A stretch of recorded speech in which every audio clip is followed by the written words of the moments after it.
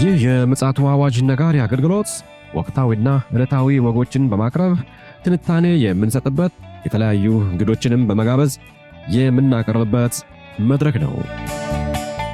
መረጃዎችን ያጠናከረ ይዞልን የሚመጣው ፓስተር አለማየሁ ነሙ ሲሆን ፕሮግራሙን የመራና መሰናዶውን ኤዲት በማድረግ ወደ እናንተ የሚያቀርበው ይልቃል አስራት ነው።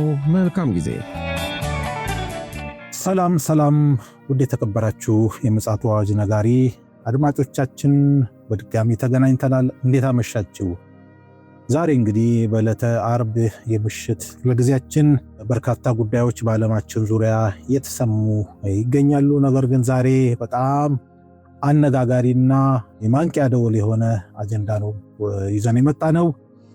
ምን ይሆን የሚለውን እንግዲህ ከፓስተር አለማየሁ አንደበት እንሰማለን። አዘጋጅቶ ይመጣልን እሱ ስለሆነ ከእርሱ እንሰማለን። እንግዲህ በተዘጋጀ መንፈስና በተዘጋጀ ልቦና በጥሞና እንድታዳምጡን በጌታ ፍቅር እናበረታታለን። ይህ ፕሮግራም ደግሞ ለሚመለከታቸው ሁሉ ተደራሽ እንዲሆን ሼር በማድረግ ሰብስክራይብ በማድረግ ላይክ በማድረግ እንዲሁም ደግሞ በሐሳብ መስጫ ሳጥን ውስጥ ደግሞ ሐሳባችሁን እንድታስቀምጡ ከወዲሁ እናሳስባለን። እንግዲህ መልካም ጊዜ ይኖረናል ብዬ ተስፋ አደርጋለሁ። ይልቃል አስራት ነኝ ከምፅዓቱ አዋጅ ነጋሪ አገልግሎት።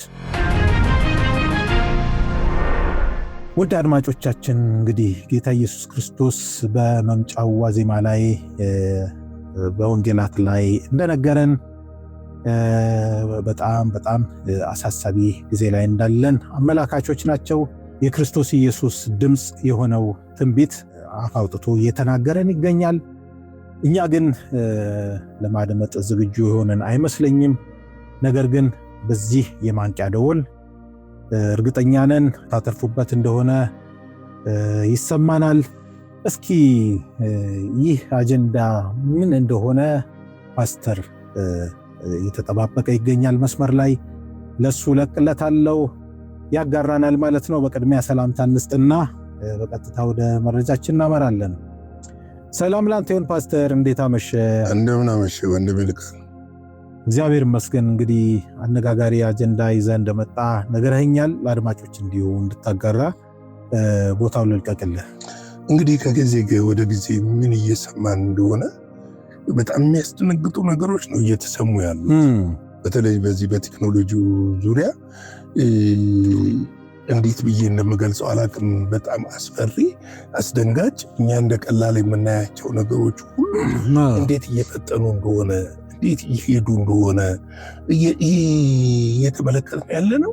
በጣም ይገርም ነው። ከዚህ በፊት ታስታውስ ከሆነ ማይክሮሶፍት ሞባይልን የሚያስቀር በእጅ ላይ እንደ ታቶ የሚደረግ ነገር ፕሪንት የሚደረግ ነገር እንደመጣ ታውቃለህ።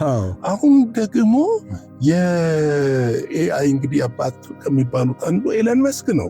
ኤለን መስክ ደግሞ አዲስ አስፈሪ አስደንጋጭ ቴክኖሎጂ በኒውሮሊንክ ኩባንያ በኩል ይዞ መጥቷል። የናኖ ቴክኖሎጂ የሚባለው በጣም የሚገርም ነው። በጣም የሚገርም ነው። በእርግጥ ትንሽ እንትን ብሏል። የዛሬ 2 ዓመት ነው ፕሮጀክቱን እንትን ያደረገው፣ ግን አሁን ስጋ ለብሶ መጣ። አሁን ይፋ ያደረገው ማለት ምን ማለት መሰለ? እንግዲህ ከዚህ በኋላ ይሄ ቴክኖሎጂ ተፈረበረከልን ማለት ኤለን መስክ እንደሚነግረን ሞባይል፣ ላፕቶፕ፣ ኮምፒውተር ቤታችን ውስጥ አይኖርም ማለት ነው። ምናችን ውስጥ ነው የሚኖሩ? ጭንቅላታችን ውስጥ። እንግዲህ በጣም ነው እኔ ይህን ነገር ስከታተለው ትንሽ ቀናት ወስጃለሁ እና ሌሎችንም እስቲ መረጃዎች እየቆፈርኩ ነበርና በጣም የገረመኝ ነገር ይሄ ጉዳይ ቀለል አድርገህ እንደ ዘበት አይተህ የምታልፈው ነገር አይደለም። ምክንያቱም በአእምሮ ውስጥ ነው የሚቀበረው ቺፕስ። እንደውም አንድ ለሕክምና ሽባ የነበረ ወይም ደግሞ ብዙ እንትን ማድረግ ለማይችል ሰው ቀብረውለት በቪዲዮ ወጥቷል። ቼዝ ሲጫወት ቼዝ የሚጫወተው እየነካው አይደለም፣ በአይምሮ እያዘዘ ነው ቼዝ የሚጫወተው። በአይምሮ ብቻ ያዘዋል። የሚገርምህ እኮ ነው። በአይምሮ ብቻ ያዘዋል። ንግስቲቷ ጋር እንትን ጋር ሲለው ምን እየሆነ ነው? በእርግጥ ለሕክምናው ፍቱን መድኃኒት ሆኖ እንደመጣ ራሳቸው እያሳዩ ነው ያሉት። ምንድነው አይነ ስውሮች እንዲያዩ የማድረግ ዲሴብል የሆኑ ሰዎች ቆመው መራመድ እንዲችሉ ነርቭ ሲስተማቸው እንዲሰራ።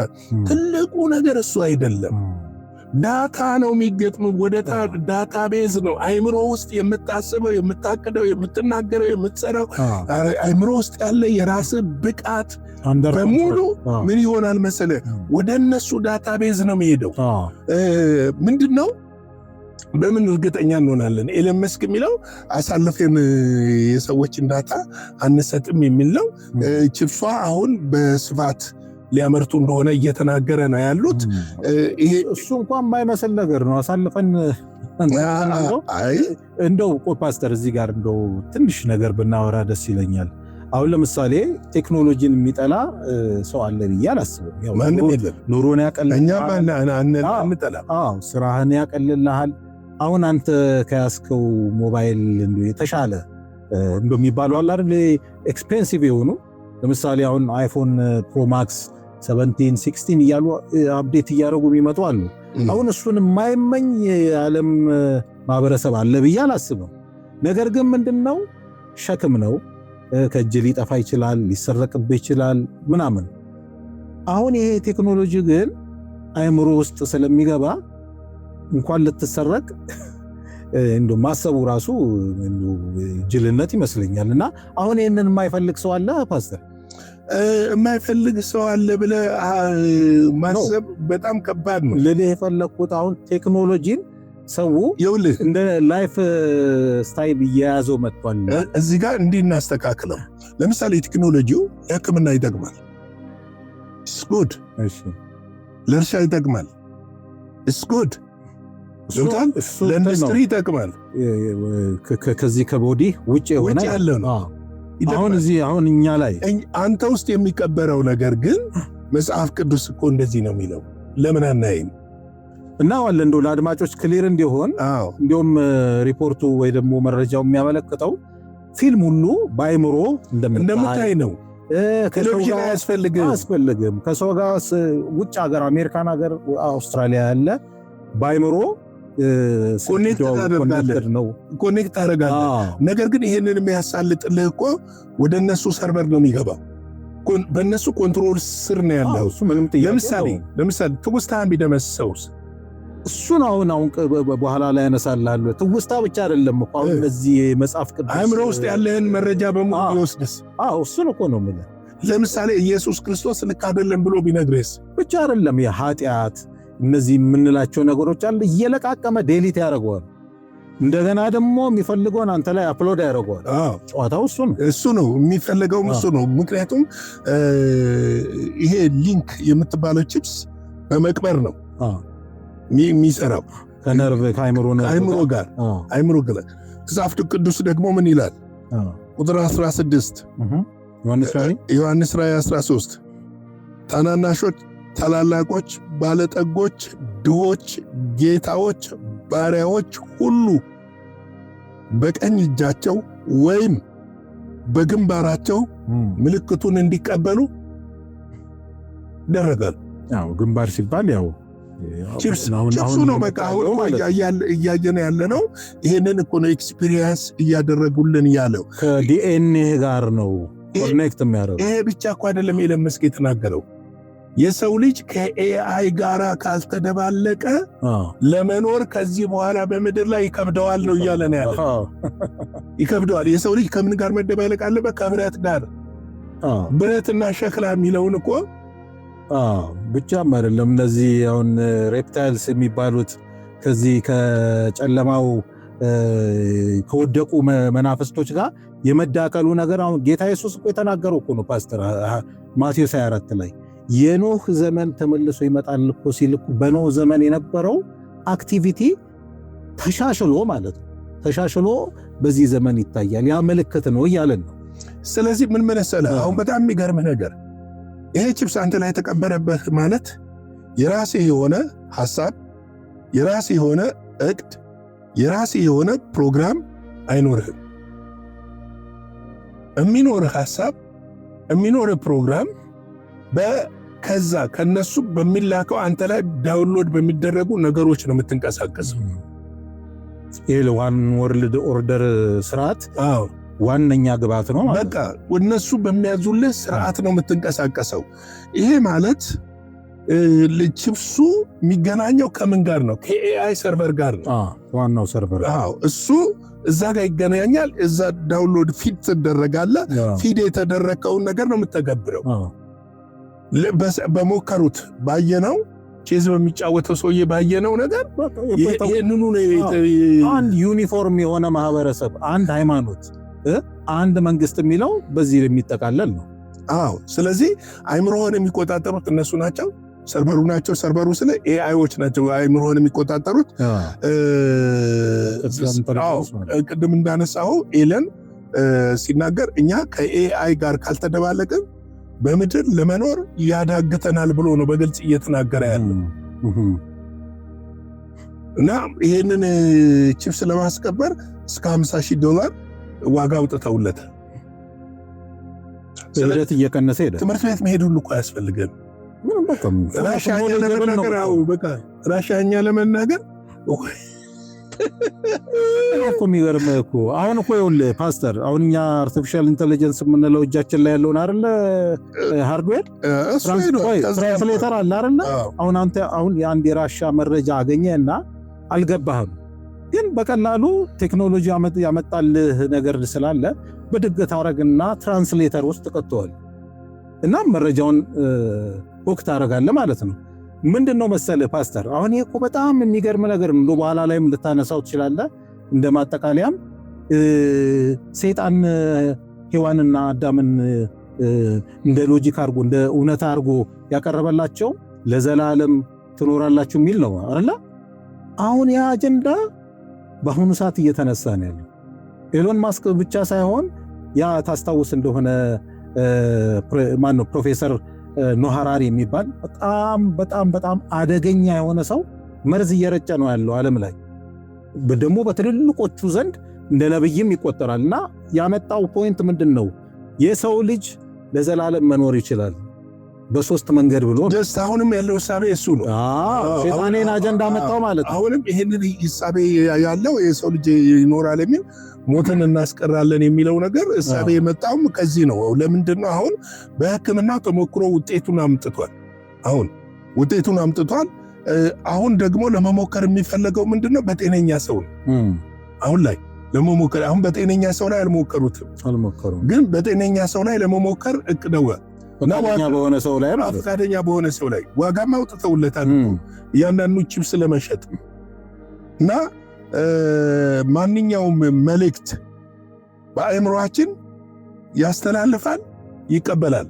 ስልክ መደወል አያስፈልግም። በአእምሮ ትደውላለህ። ያ ሰውዬ እንዳንተው ቺፕስ የተቀበረበት ከሆነ ይቀበላል። ገብቶሃል? ይሄ ቴክኖሎጂ አሁን ኑሮን ማቅለል በሚል እሳቤ እየመጣ ነው ያለው። ነገር ግን እየሄድን ያለነው ወደ ዓለም ፍጻሜ እንደሆነ ልናውቅ ያስፈልጋል። ሌላው በጣም የሚገርም ይሄ ቴክኖሎጂ በስልካችን ላይ እናደርግ የነበረውን ማንኛውንም ነገር አእምሮአችን ማድረግ እንዲችል ተደርጎ ነው። ምንድነው በምትገባው ቺፕስ ምክንያት እና እንዲያደርግ ተደርጎ ነው የሚደረገው። ነገር ግን በጣም የሚገርም ነገር ቆይተን ከእግዚአብሔር ቃል ጋር እናየዋለን። ይህንን ቺፕስ ሰዎች በሰው ጭንቅላት ውስጥ መግጠም አይችሉም። አርቲፊሻል ኢንተለጀንስ ነው። ይኸውልህ ኤአይ ራሱ ነው የሚገጥምልህ ራሱ ኦፕራሲዮን አድርጎ። ለምንድን ነው ሲባል እያንዳንዷ ክር ወደ ውስጥ ከቺፕሱ ጋር የምትገባውና ከብሬኖቻችን ጋር የሚተሳሰረው ውስብስብና ከሰው ልጅ ጸጉር ቅጥነት በጣም ያነሰ ነው። አደገኛ ሙከራ እስካሁን በሕክምናም ላይ የተደረጉት ነገር ሲመለከት ኤአይዎች ናቸው ኦፕሬሽን አድርገው እንትን እያሉ ያሉት። ልክ ነው። እና ይሄ የሰውን ልጅ ከሌላ ነገር ጋር ለማዳቀል የሚደረገው ጥረት አካል ውጤት ነው። ይሄ ብቻ አይደለም። ባጭሩ የጨለማው ማህበረሰብ ወይ ደግሞ የወደቁ መናፍስቶች ናቸው ይህንን ነገር እየሰሩ ያሉት ማለት ነው። ባጭሩ እንግዲህ ምንድነው መሰለህ አሁን ይሄን ነገር ስንመለከተው መጽሐፍ ቅዱስ ምን ያህል እንዳልዋሸን የዛሬ 2000 ዓመት ምልክት ትቀበላለህ አለ። በግንባር ላይ ወይም በክንድ ላይ ነው። ልክ ነው። ገብቶሃል ያለን በግንባር ላይ ወይም በክንድ ላይ ነው ያለን። አሁንም የሚቀበሩ ነገሮች ወይ በግንባር ነው ወይ በክንድ ነው። በክንድ ላይ ደግሞ ከአእምሮ ጋር ቀጥተኛ ኮኔክሽን ያላቸው ቦታ ላይ ነው የሚቀበሩ። ለምሳሌ ስዊድን ሀገር በብሬን ውስጥ አይደረግ እንጂ የመዳፉ እኮ ተጀምሯል እኮ። ስዊድን የዛሬ 5 ዓመት ነው የጀመሩት ማይክሮቺፕስ ከሩዝ ቅንጣት አነስ ያለች በቀኝ እጅ ላይ ተሞክሯል። አሁን እንግዲህ ምንድነው እነዚህ ቺፕሶች በስፋት ለማምረትና ወደ ገበያ ለማስገባት እየተሞከረ ነው ያለው። አሁን በፈቃደኝነት ነው የሚሆነው። ነገር ግን የመጨረሻው ሰዓት ላይ ሲደርስ ቤተክርስቲያን ከዚህ ስትወሰድ ደግሞ በፈቃደኝነት አይደለም የሚሆነው፣ በግዳጅ ነው የሚሆነው። አስገዳጅ ይሆናል። ምክንያቱም እሱን ያልያዘ ቅድም እንዳነበብኩት ባሪያውን ጨዋ ማንም ሰው የለም። የትኛውም ሰው ታናሽ የለም፣ ትልቅ የለም፣ ባለጠጋ የለም፣ ድሃ የለም፣ ጌቶች የለም፣ ባሪያዎች የሉም። ሁሉም በቀኝ እጃቸው ወይም በግንባራቸው ምልክቱን እንዲቀበሉ የአውሬውም ስም ወይም የስሙ ቁጥር የሌለው ምልክት የሌለበት ማንም ሊገዛ ወይም ሊሸጥ እንዳይችል ይደረጋል ነው የሚለው። አስገዳጅ ይደረጋል። እንዳይሸጥ፣ እንዳይገዛ፣ እንዳይለውጥ ይደረጋል። ቴስት አሁን እየሞከሩት ነው። ይህንን እያደረገ እያየች ቤተክርስቲያን ግን ምንም ለነገሩ ብዙ ፓስተሮች ይህንን ይከታተላሉ ወይ የሚለው ጉዳይ ማየት ያስፈልጋል። ምክንያቱም ብዙ ነገሮቻችንን በተለያየ ነገር እንድንጠለፍ አይምሮአችን የተለያየ ነገር እንዲያስብ እየተደረገ ነው ያለው። ስራው ግን ውስጥ ለውስጥ እየሄደ ነው ያለው፣ እያለቀ ነው ያለው እና ይሄንን ይፋ ካደረገ በኋላ ብዙ ዓለም አቀፍ ስኮላሮች የመጨረሻው ሰዓት እንደደረሰና ሰውን እንዲያውቅ እያነቁ ነው ያሉት። እኛ ሀገር ግን ሁሉም ዝም ነው ያለው። ለምን? ይሄ አሁን በቅርብ ነው ከመግለጫ የሰጠው። እኔ እንደውም ዘግይቻለሁ መረጃውን ቶሎ ወደ እንትን ሳላወጣው። ለምንድን ነው? ማወቅ ስላለብኝ በደንብ ማየት ስላለብኝ እና በጣም የሚገርም ነገር ለምሳሌ ብሬን ውስጥ አይደል የተቀበረው? አንተ ማጥፋት ቢፈለግ፣ መጥለፍ ቢፈለግ፣ መግደል ቢፈለግ በቀላሉ ያጠፉሃል። እውነት ነው። ገብቶሃል? በቀላሉ ወደሚፈለገው ቦታ ይወስዱሃል። በቀላሉ የሚፈለገውን ነገር ያሰሩሃል። ይሄ ማለት ከዚህ በፊት አንድ የተናገርነው ነገር ነበረ። የኤአይ ኮምፒውተር ባይብል እያዘጋጁልን ነው በኤአይ። ለዚህ ነው ብዙ ጊዜ ባይብልን በኤአይ ሪሰርች አታድርጉ የምንልበት ዋና ምክንያት የተዛባ ምላሽ ሊሰጠን እንደሚችል መረዳት አለብን። ቴክኖሎጂ ብቻ አይደለም፣ ከቴክኖሎጂ ባሻገር ጀርባ ያሉ ነገሮች ስላሉ አንዳንድ ሰዎች እሱን እንደ መረጃ አድርገው ያቀርባሉ። ግን ከባድ እንደሆነ ማወቅ መቻል አለብን። መረዳት መቻል አለብን። ስለዚህ እንደሚፈለገው ይጠቀሙባል፣ እንደሚፈለገው ያሽከረክሩሃል፣ እንደሚፈለገው ወደሚፈለገው ነገር ይወስዱሃል። ስለዚህ ይሄ ምናልባት ቤተ ክርስቲያን ጫፍ ላይ ነው ያለችው ለንጥቀት የምንለው ለዚህ ነው።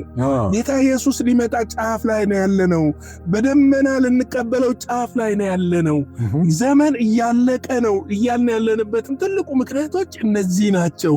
ይህንን እንድናውቅ ያስፈልጋል፣ እንድንረዳ ያስፈልጋል። ቤተ ክርስቲያን መንቃት አለባት። ይሄ የዓለም ጉዳይ ነው ብለን መተው የለብንም። በዓለም ውስጥ ነን ያለነው። ትውልድ ሳይወሰድ በፊት ትውልድ ሳናጣ በፊት ገብቷል። ቤተ ክርስቲያን ኦና ሳትሆን በፊት የተሰጠንን ተልእኮ ፈጽመን ማለፍ እንድንችል የምንፈልግ ከሆነ እነዚህ ጉዳዮች ላይ ትኩረት መውሰድ አለብን። እንግዲህ ማንም መሸጥ መለወጥ አይችልም ብሎ መጽሐፍ ቅዱስ ከ2000 ዓመት በፊት ይህ መጽሐፍ በእጃችን ላይ ነበር። ይህም መጽሐፍ እየተገበሩት ነው እነሱ። ለምሳሌ የሮቦት ወታደሮች የሚለው ኢዩኤል ላይ ይናገራል እኮ ኢዩኤል መጽሐፍን ስታጠና በደንብ የሚናገረው ልክ ነው። ገብቷል። በደንብ ነው የሚናገረው። እስቲ ገብተው ያንብቡ። እዛ ጋር ነሳው ሰልፈኛ ሰራዊቱን ምኑን። አድማጮች እንደው መቼም ይሄንን ሐሳብ ምናልባት ኮሜንት ላይም ሊያነሱ ይችላሉ። እንደው በመጠኑ እንደው ብናነሳው ደስ ይለኛል። አሁን በሀገራችን ያለው የዚህ አርቲፊሻል ኢንተለጀንስ እንቅስቃሴ በርካታ አድማጮች ለኛም በግል እየደወሉ የሚጠይቁንም አሉ። ብዥታ እንደው ለማጥራት ከዚህ ቀደም ፓስተር የሚገርምህ ከምስራት ጋር በዜናም ሽፋን ሰጥተነዋል። ጠቅላይ ሚኒስትራችን አንድ ያነሱት ነጥብ ነበረ ትዝ ይለኛል። እንዲህ ሴሚናር እየሰጡ በተለይ ይሄ ሱፐር ኢንተለጀንስ የሚባለው ማለት ነው ሱፐር ኤአይ እና የኤጂአይ የሚባለው እና እንደገና ሱፐር ኤስአይ የሚባለው ማለት ነው ኤስ አይ ነው ይመስለኛል። እና በዚህ ጉዳይ ላይ ማብራሪያ ሲሰጡ ይሄ የ1.5 ቢሊዮን የሰው የአይምሮ ካፓሲቲ ያለው ነው አንዱ ሱፐሩ ማለት ነው፣ በራሱ የሚያስበው ማለት ነው። ሁለተኛ ደግሞ እጅግ አደገኛ ነው ካለቀ ይሄ በተግባር በስራ ላይ ከዋለ እጅግ በጣም አደገኛ ነው ሲሉ እንግዲህ በሶሻል ሚዲያ ላይ ማየት ይቻላል። ሜንስትሪሙ የሚያስተላለፈው ነው። እንደገና ደግሞ አሁን በቅርቡ እሳቸው የዚህ አፍሪካ አርቲፊሻል ኢንተለጀንስ እንደ ወኪልም ተደርጎ ተመርጧልና ይመስለኛል እንግዲህ እሳቸው ቴክኖሎጂን የሚያዩበት መነጽር ለሀገር እድገት ለኢኮኖሚ መዳበርም በተለያየ መስክ ማለት ነው ቅድም አንተም በጠራቸው። ስለዚህ በአሉታዊ ጎኑ ማህበረሰቡ ባይመለከተው ደስ ይለኛል። ነገር ግን ምንድነው እጅግ አደገኛ የሆነ ነገር ከፊታችን እየመጣ እንደሆነ አመላካች እንደሆነ እንደው እግረ መንገድ ይህንንም ጠቀስ አድርገን ብናልፍ የተሻለ ነው ብዬ ነው። እውነት ነው። እሳቸው የተናገሩት ነገር አገርን ከማሳደግ ቴክኖሎጂን ከማሳደግ ግብርናውን ከማሳደግ ኢንዱስትሪውን ከማሳደግ ወታደራዊ ተቋማቶችን ከማሳደግ ደረጃ ሀገሮች እየሄዱበት ያለውን ከኋላ ሆነን መከተል የለብንም እና ወደፊት ቀድመን እያየን መከተል አለብን፣ መፍጠን አለብን፣ መቅደም አለብን የሚል ነው። እሳቸውም እዛ ጋር ከተደረሰ ግን እሳቸውም ሲናገሩ ሱፐር ኤአይ ከተደረሰ ግን እጅግ አደገኛና በዓለም ላይ ጥፋትንም ሊያስከትል እንደሚችልም እሳቸውም ያውቁታል፣ ተናግረውታል። ምናልባት ሐዋርያው ዮሐንስ በራእይ ያየው አውሬ የሚለው እሱን ሊሆን ይችላል ብዬ ገምታለሁ። ሊሆንም ይችላል። እንግዲህ ምንድነው መሰለ አሁን ላይ እየፈጠነ ነው ያለው። በእርግጥ እሳቸውም የመጽሐፍ ቅዱስን በደንብ ስለሚያውቁ ይህን ነገር እንደሚረዱ እምነት አለን እና በጣም እየፈጠነ ነው እየሄደ ያለው ዓለም በዚህ ረገድ በጣም እየፈጠነ ነው እና ራሳቸውም እኮ ቢሆኑ ኤለን መስክ ቀደም ሲል በሰጡት መግለጫ እጅግ አደገኛ ነው፣ ወደ ሶስተኛው ምዕራፍ ከተሻገርን ኤአይ እጅግ አደገኛ ነው፣ የሰው ልጆችን ሊያጠፋ ይችላል። በራሱ ካሰበ ማለት በራሱ ካሰበ በራሱም ያስባል። በራሱ ይሄም እኮ ምልክቶችም ታይቷል። ከዚህ በፊት ዘግበናል። ፓስወርድ እስከ መስረቅና ፓስወርድ እስከ በራሱ አስቦ ወታደሮችን ገሎ መሄዱ ብዙ ነገሮችን አድርጓል። ሰራተኞችን ከስራ ቦታ ይዞ መውጣት ምናምን እየተደረጉ ምልክቶች እየታዩ ነው። ስለዚህ ምንድነው እንደ እግዚአብሔር ቃል እኛ ጥንቃቄ አድርገን የእግዚአብሔርን ሐሳብ መስበክ አለብን። የመጨረሻው ዘመን ላይ ቆመን ስለ ተራ ነገር ማውራት የለብንም። እየሰራን እያመረትን እያደግን ቤተክርስቲያን እያተን ነገር ግን ክርስቶስ እስኪመጣ ድረስ ወንጌልን ደግሞ በኃይል በስልጣን እየሰበክን የሰው ልጆችን ከጨለማ ከውድቀት ከጥፋት ከሚመጣው ጥፋት መታደግ አለብን ማለት እወዳለሁ። የጌታ ሰላም ጸጋ ምሕረት ቸርነት ይብዛላችሁ።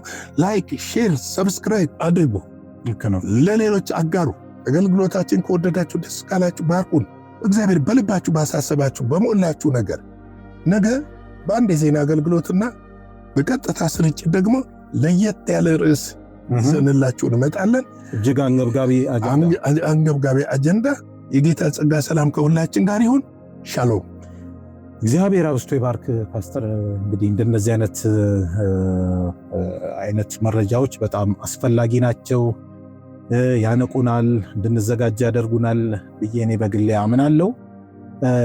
ስለዚህ የዛሬ 2000 ዓመት ሐዋርያው ዮሐንስ በግልጽ ያው በዘመኑ ባለው መረዳት ነግሮናል። ግን አእምሮ ያለው ቁጥሩን ያስላው ስላለ እግዚአብሔር ደግሞ በመንፈሱ አማካኝነት ብርሃን ካበራበት በግልጽ እንረዳዋለን ማለት ነው።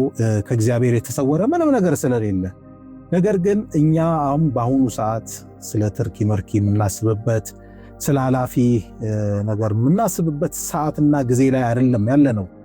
ቆም ብለን ተልኳችን መፈጸም እንዳለብንና ብዙዎችን ደግሞ ማትረፍ ማዳን መቻል እንዳለብን ማሰብ የምንችልበት ሰዓት ስለሆነ እንግዲህ ፓስተር ጠንከር ያለ ምክረ ሐሳብም ለግሶናል። ይህንን ደግሞ ተስፋ እናደርጋለን በተግባር እንደምናውለው። በተለይ ደግሞ የዘመኗ ቤተክርስቲያን ቆም ብላ ይህን ጉዳይ ማሰብ አለባት። አስፈላጊም ከሆነ እንግዲህ በየመድረኮቻችሁ ትምህርትን በዚህ አቅጣጫ ላይ ማጋራት ማካፈል ስለሚቻል ግንኙነት ልታደርጉ የምትፈልጉ ወገኖች ካላችሁ ልታገኙ ትችላላችሁ። በዚህ አቅጣጫ ላይ እንግዲህ ወደፊት ብዙ የምናስባቸው ነገሮች ስላሉ የእናንተ እገዛ ከታከለበት ማህበረሰባችንን ልናነቃ እንችላለን። እንግዲህ እግዚአብሔር መልካም ነው። ነገ ስለሚሆነው ስለማናውቅ እግዚአብሔርን ተማምነን ነው እንግዲህ የምንሄደው። ለዛሬ እንግዲህ ይዘን የመጣነው አጀንዳ ይህንን ይመስላል። እግዚአብሔር ፈቃዱ ከሆነ ፓስተር እንደነገረን ነገ እንገናኝ ይሆናል በአንድ መረጃና በቀጥታ ስርጭት። እጅግ አንገብጋቢ አጀንዳ ነው ይዘን የምንመጣው። መልካም ጊዜ እንዲሆንላችሁ እንመኛለን። ሻሎም። ለዛሬ ይዘን የመጣነው ወቅታዊ መረጃ ይህንን ይመስል ነበረ። በሌላ ጊዜ በሌላ መሰናዶ እስከምንገናኝ ሰላም ለእናንተ ይሁን።